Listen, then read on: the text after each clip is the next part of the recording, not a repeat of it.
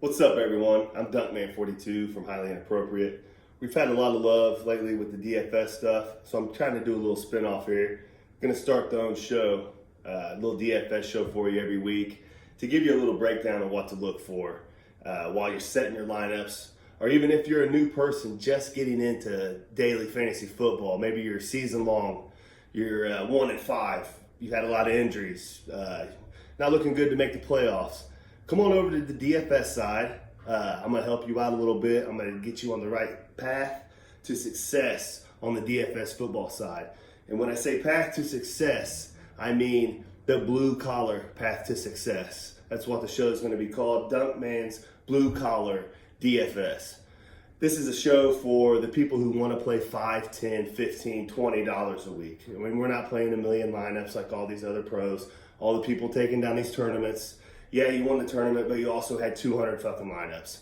We're going to show you how to build with floor and ceilings. And when I say that, I mean floor.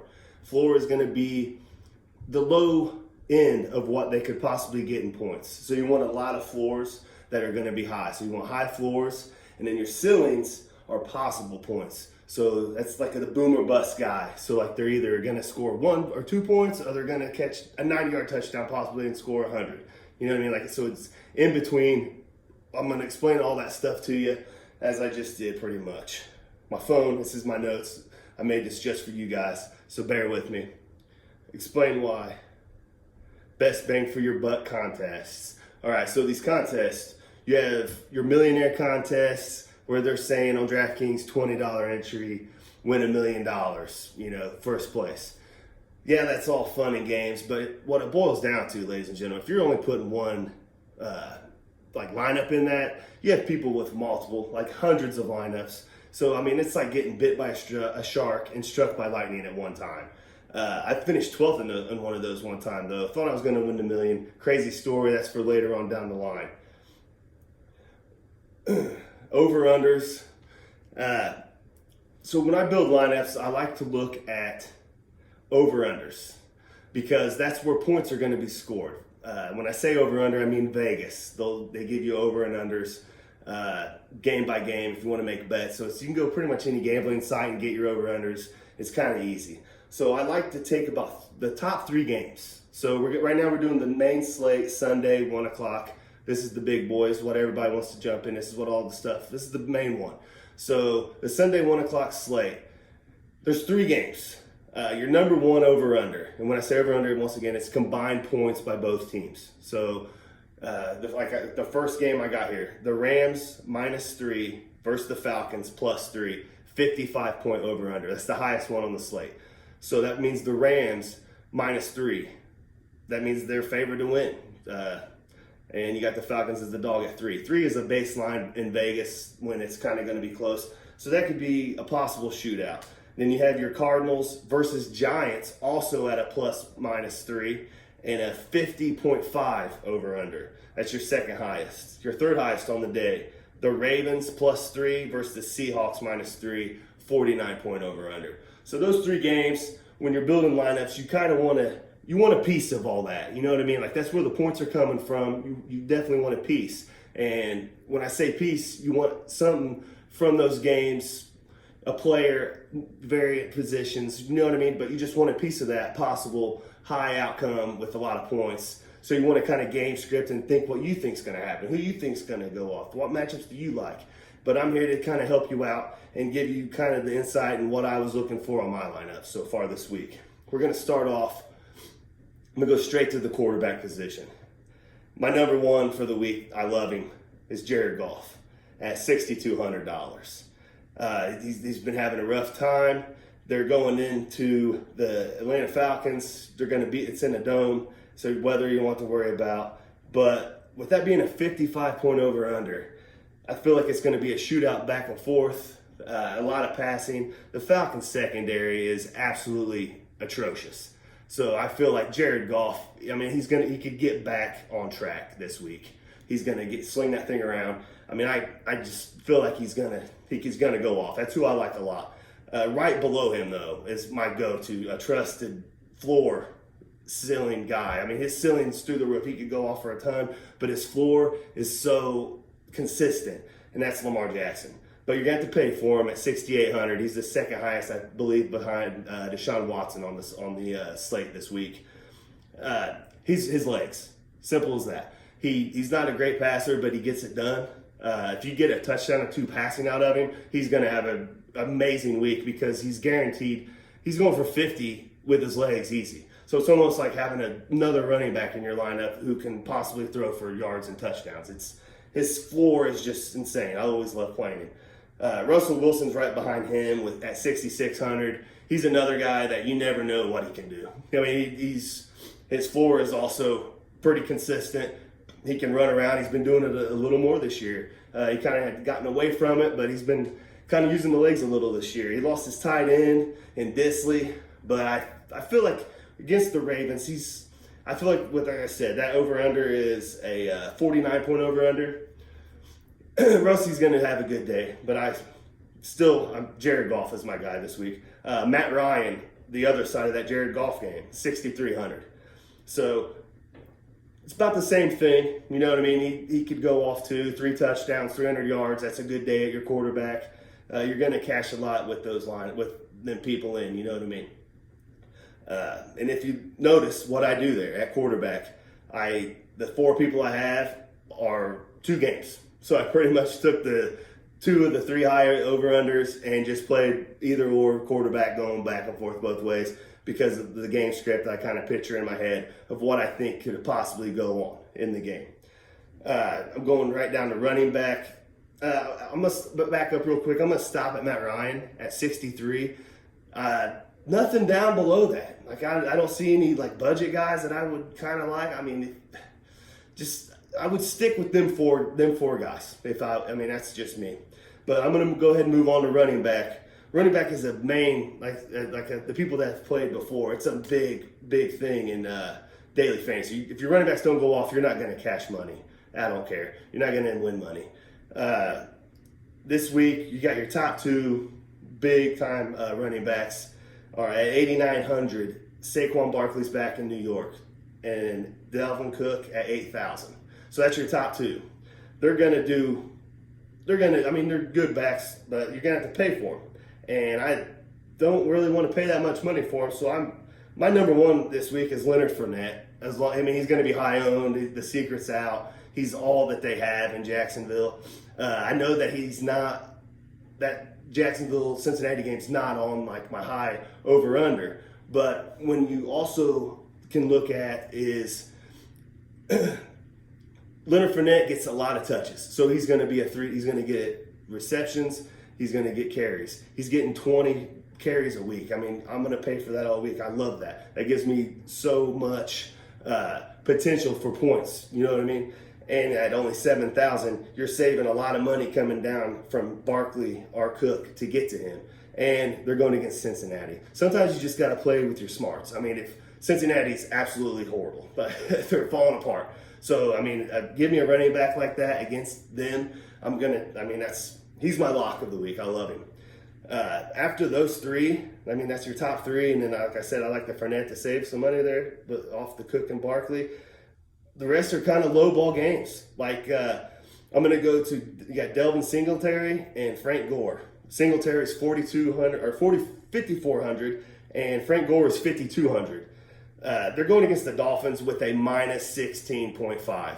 That means they're favored by 16.5. That's a lot. And what do teams do when they are up? They run the ball to try to run the clock out. You could flip a coin on either one. Singletary's coming back from a hammy. Frank Gore has been kind of the workload guy while he's been out, but with him coming back, you kind of don't know who's going to step in there, who's going to get what. If you pick one of them and you're on the right side of it, that could be huge. That could win you a lot of money. It's going to save you a lot of money by paying down for that to spend up at other spots and possibly even better your team. So you could coin flip both of them. I would lean Frank Gore over Singletary just because I don't know about the hammy, but it could go either way. It's hard to say.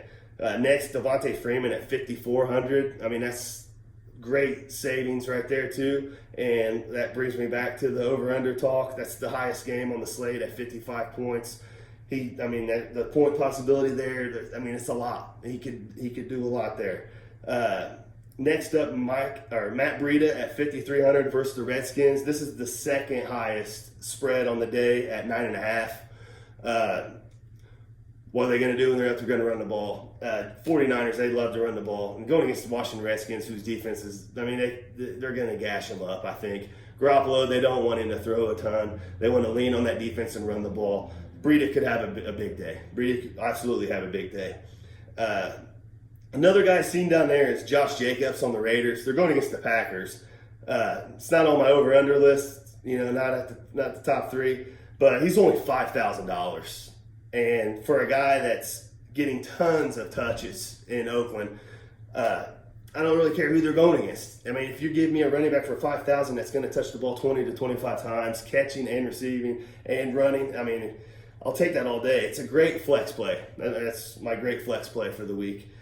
But if you can mix and match with those guys. That's the guys that I'm going to lean on and kind of mess with lineups and play. So that's where my head is this week at running back. We're going to go ahead and jump over to the wide receiver position. I'm going to start off right off the bat. Cooper Kupp, 7,400. Robert Woods, 5,900. And Brandon Cooks at 5,400.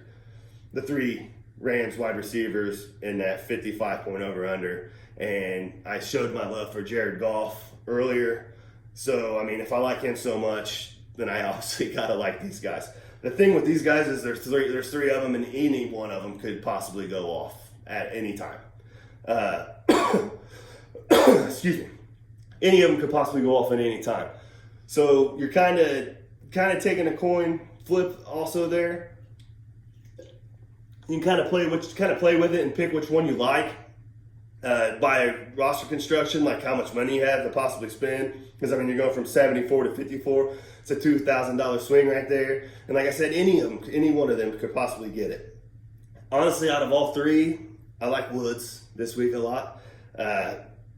Kupp, just at 7,400. I feel like I could play Woods and have that potential with him and save money there. And then also play another one up at the top. Or you could just play two of the three. If you're in a tournament, that could win you a tournament there. Like if Goff goes for 5 touchdowns and 2 of them are in, 2 of them, and you got them all in. That's millionaires. I've seen millionaire lineups be won that way.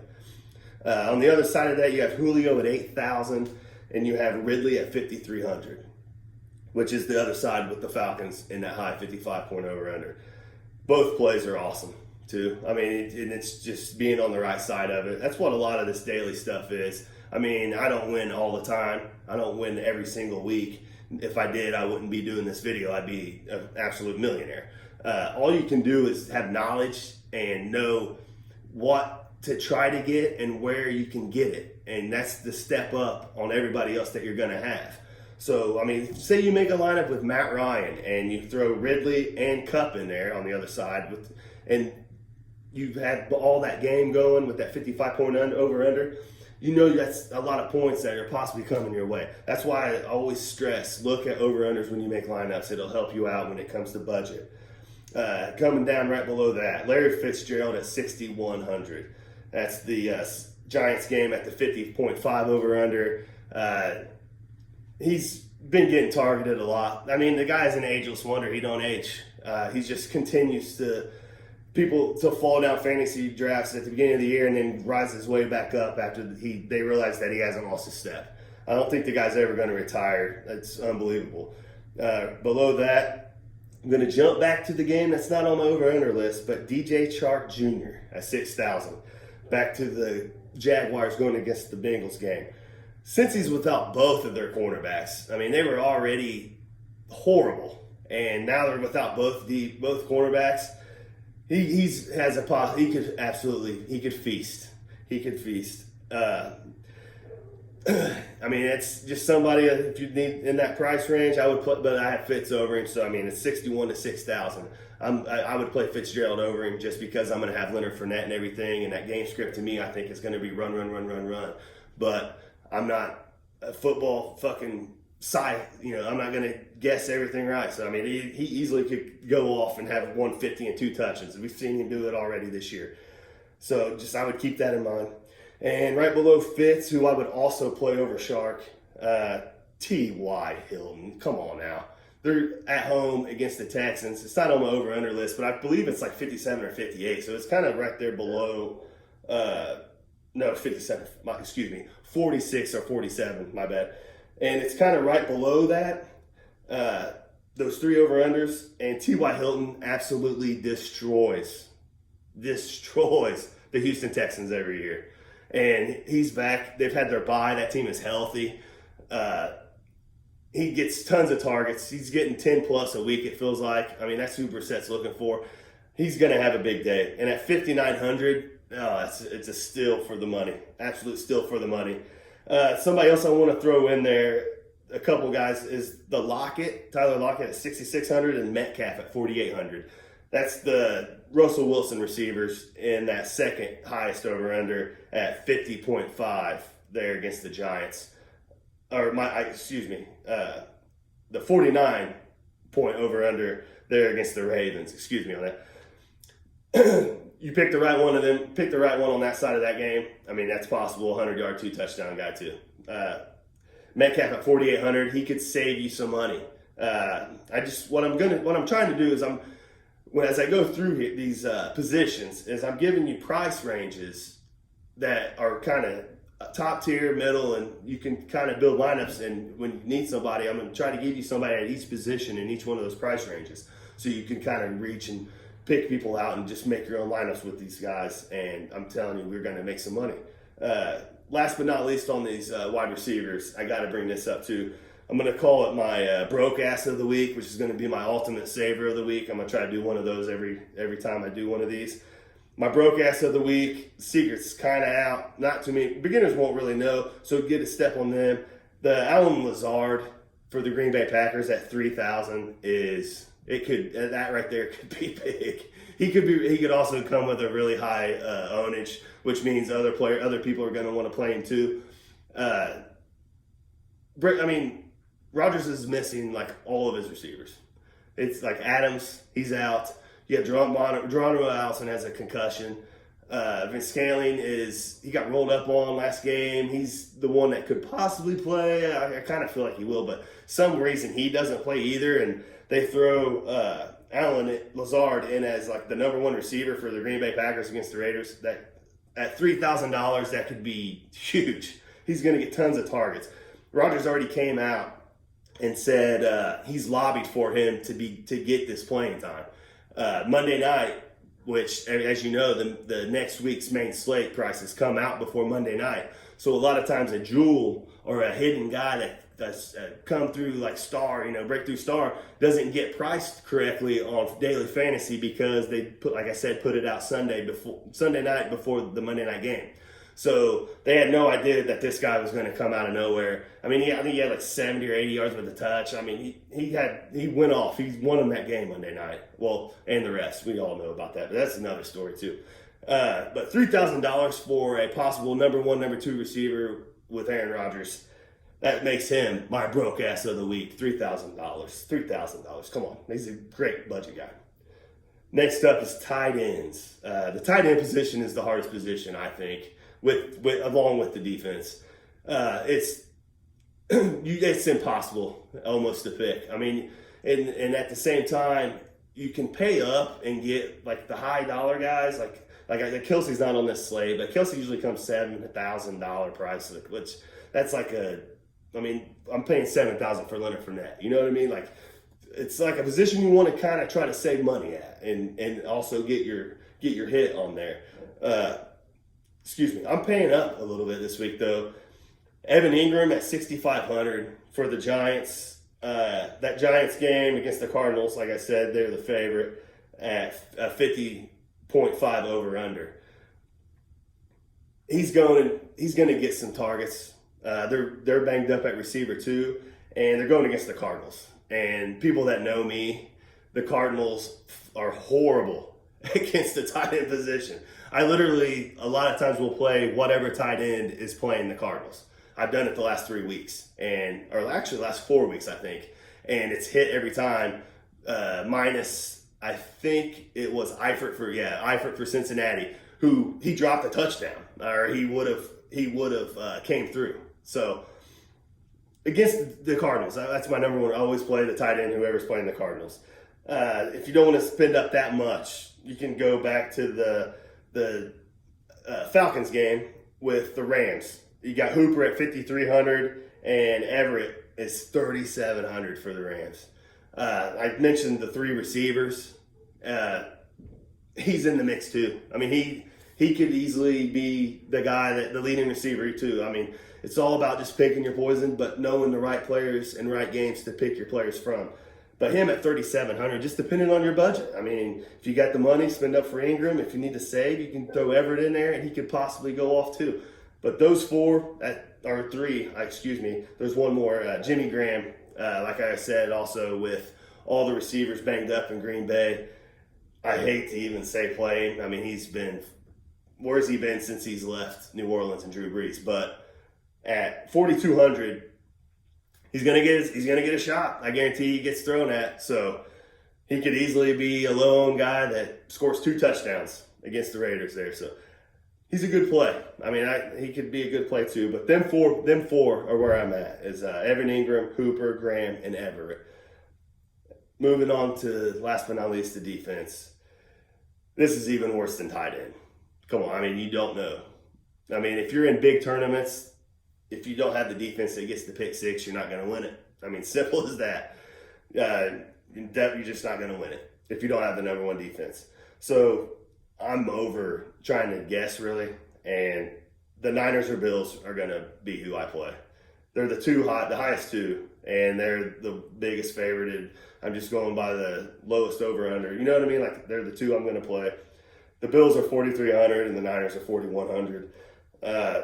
Bills going against the Miami, who we all know Miami is horrible. That's why their floor is going to be there. So it's with just playing one lineup, that's what I want in my one lineup. You know what I mean? Like, if the people that tell you all these defenses and where to save money, they're playing like 100 lineups. So they're going to try to vary all these people. Like, they would make lineups with all these people that I've said all which way and then try to bank it. I can't do that. So I'm going to pay up and play the Niners or the Bills, which I'm probably going to go with the Bills. If you do want to kind of save money, my Colts are 2,000. They're coming off a week's rest. Darius Leonard is back at home against the Texans. It's going to be a high over-under. Like, I know that. Like, there's going to be points scored, but Indy can create turnovers, get some picks, get some sacks. It's $2,000. So I'm not going to do it. I'm just throwing it out there for you. I mean, do what you want to do. But this has been the first episode of Blue Collar Fantasy. Leave a comment below. Let me know what you think.